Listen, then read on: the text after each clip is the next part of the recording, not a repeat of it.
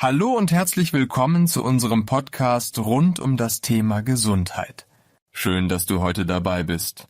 In dieser Folge sprechen wir darüber, was Gesundheit bedeutet, wie wir im Alltag ein bisschen gesünder leben können und warum nicht nur der Körper, sondern auch unsere Seele wichtig ist.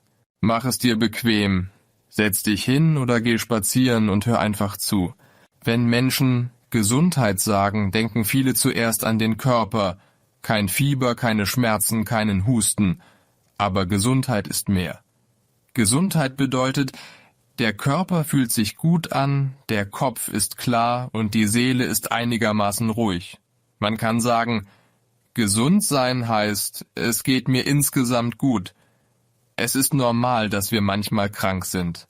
Aber wenn wir meistens genug Energie haben, gut schlafen, denken und fühlen können, dann sind wir im Großen und Ganzen gesund. Unser Körper ist ein bisschen wie ein Auto oder ein Motor. Wenn wir gut mit ihm umgehen, funktioniert er besser und länger. Dafür braucht er vor allem 2 Dinge: Bewegung und gutes Essen. Viele Menschen sitzen sehr viel, zum Beispiel am Computer, im Auto oder Bus oder abends auf dem Sofa vor dem Fernseher. Aber der Körper braucht jeden Tag ein bisschen Bewegung. Das muss kein großer Sport sein. Ein Spaziergang von 20 bis 30 Minuten, eine kleine Fahrradtour, Treppen statt Aufzug oder einfache Gymnastik zu Hause können schon viel helfen. Wenn wir uns regelmäßig bewegen, werden wir wacher, können besser schlafen und unsere Stimmung wird oft deutlich besser. Auch das Essen ist sehr wichtig für die Gesundheit. Unser Körper braucht guten Treibstoff. Gesund ist zum Beispiel, wenn wir oft Gemüse und Obst essen, Vollkornprodukte wie Vollkornbrot oder Haferflocken, Hülsenfrüchte wie Linsen oder Bohnen und ab und zu Nüsse. Wir sollten genug Wasser oder ungesüßten Tee trinken. Süßigkeiten oder Fastfood dürfen natürlich auch einmal sein, aber besser nicht jeden Tag. Eine einfache Regel ist, je bunter der Teller, desto besser. Wenn du viele verschiedene Farben von Obst und Gemüse auf dem Teller hast, bekommst du viele Vitamine und der Körper kann besser arbeiten. Ein drittes wichtiges Thema für die Gesundheit ist der Schlaf. Viele Menschen sagen, ich habe keine Zeit zum Schlafen, ich muss so viel machen. Aber Schlaf ist keine Zeitverschwendung, sondern eine Art Reparaturwerkstatt für den Körper. In der Nacht erholen sich unsere Muskeln, das Gehirn sortiert Informationen, das Immunsystem wird stärker und wir tanken neue Energie. Die meisten Erwachsenen brauchen etwa 7 bis 8 Stunden Schlaf. Kinder und Jugendliche brauchen oft noch mehr. Es hilft, wenn wir jeden Tag ungefähr zur gleichen Zeit ins Bett gehen, abends nicht zu spät und nicht zu schwer essen und kurz vor dem Schlafen nicht mehr lange aufs Handy oder den Computer schauen. Ein kleines Abendritual, zum Beispiel ein paar Seiten lesen oder ruhig atmen, kann auch beim Einschlafen helfen. Gesundheit bedeutet aber nicht nur, dass der Körper funktioniert. Es bedeutet auch, dass unsere Seele sich einigermaßen wohlfühlt. Jeder Mensch ist manchmal traurig, gestresst oder wütend, und das ist normal. Problematisch wird es, wenn wir ständig sehr gestresst oder traurig sind. Dann kann das auch den Körper krank machen. Wir bekommen vielleicht Kopfweh, Magenschmerzen, sind sehr müde oder haben auf nichts mehr Lust. Heute haben viele Menschen Stress in der Arbeit, in der Schule, in der Ausbildung, in der Familie oder mit Geld. Ein bisschen Stress ist okay, aber Dauerstress ist gefährlich. Kleine Pausen im Alltag, bewusstes, langsames Atmen, ein kurzer Spaziergang, Musik hören oder ein paar Minuten im Park können uns helfen, wieder ruhiger zu werden. Auch unsere Gedanken sind wichtig für die Gesundheit. Wenn wir immer wieder denken, ich bin nicht gut genug, ich kann das nicht, alles ist schlecht, fühlen wir uns schlecht, müde und schwach. Wir können aber lernen, freundlicher mit uns selbst zu sprechen. Wir können zum Beispiel sagen, ich mache Fehler, aber ich lerne daraus. Oder ich probiere es und wenn es nicht klappt, versuche ich es noch einmal. Das bedeutet nicht, dass wir immer fröhlich sein müssen, aber wir sollten versuchen, fair und freundlich mit uns selbst umzugehen. Ein weiterer wichtiger Teil von Gesundheit sind unsere Beziehungen. Menschen sind soziale Wesen. Wir brauchen andere Menschen, um uns sicher und verbunden zu fühlen. Gute Beziehungen sind wie Medizin. Sie geben uns Kraft, wir fühlen uns nicht allein und können lachen und uns entspannen. Es ist nicht wichtig, viele Freunde zu haben.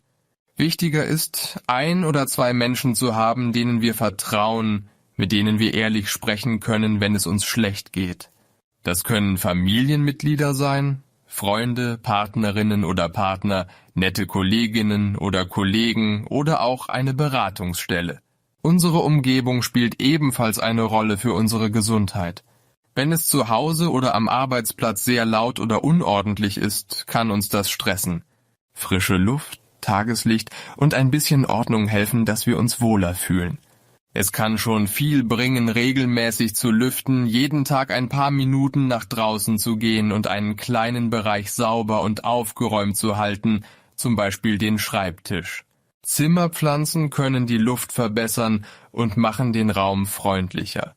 Auch unsere Haltung am Arbeitsplatz ist wichtig. Wenn wir lange falsch sitzen, bekommen wir Rücken- oder Nackenschmerzen. Kleine Pausen und ein paar Dehnübungen zwischendurch können das verringern. Gesundheit entsteht nicht an einem einzigen Tag, sondern durch viele kleine Gewohnheiten, die wir regelmäßig wiederholen. Es ist nicht sinnvoll, alles auf einmal zu ändern. Besser ist es, mit einer kleinen Sache zu beginnen. Zum Beispiel könntest du dir vornehmen, jeden Morgen ein Glas Wasser nach dem Aufstehen zu trinken oder jeden Tag 10 bis 15 Minuten spazieren zu gehen.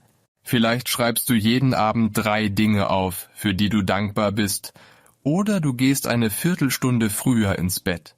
Wenn du solche kleinen Schritte einige Wochen lang machst, merkst du oft, dass du wacher, ruhiger und stärker wirst. Manchmal denken Menschen, gesund leben heißt nur Sport, keine Süßigkeiten, keine Party. Aber das stimmt nicht. Freude und Spaß sind auch ein wichtiger Teil von Gesundheit. Lachen, Musik, Tanzen, ein Hobby, Zeit mit netten Menschen oder ein Spaziergang in der Natur tun uns gut und geben uns Energie. Wenn wir nur streng mit uns sind und immer nur denken, was wir müssen und sollen, verlieren wir schnell die Lust am Leben. Ein gesunder Lebensstil braucht also auch Platz für Dinge, die einfach Spaß machen. Trotz aller Tipps gibt es Zeiten, in denen es uns gar nicht gut geht. Vielleicht sind wir sehr lange traurig, haben große Angst oder fühlen uns leer und müde. Dann ist es wichtig zu wissen, es ist kein Zeichen von Schwäche, sich Hilfe zu holen. Im Gegenteil, es ist mutig. Wir können mit einer Freundin oder einem Freund sprechen, mit der Familie reden, zur Hausärztin oder zum Hausarzt gehen oder eine Beratungsstelle anrufen. Manchmal ist auch Hilfe von einer Psychologin oder einem Psychotherapeuten sinnvoll. Viele Probleme werden leichter, wenn wir sie nicht alleine tragen.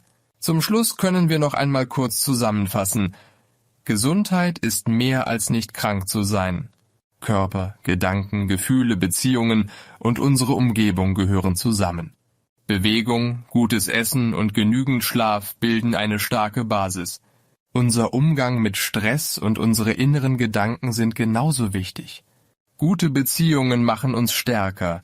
Kleine Gewohnheiten im Alltag können unser Leben Schritt für Schritt verändern. Und Freude gehört unbedingt dazu. Du musst nicht alles auf einmal ändern. Frag dich einfach, was ist ein kleiner Schritt, den ich heute machen kann, damit es mir ein bisschen besser geht? Vielleicht ein Glas Wasser mehr, ein kurzer Spaziergang, ein nettes Gespräch oder 10 Minuten früher ins Bett. Danke, dass du heute bei dieser Podcast-Folge zum Thema Gesundheit dabei warst. Denk daran, gesund leben ist kein Wettbewerb und keine Perfektion, sondern ein Weg mit vielen kleinen Schritten. Pass gut auf dich auf, körperlich und seelisch, und bis zur nächsten Folge.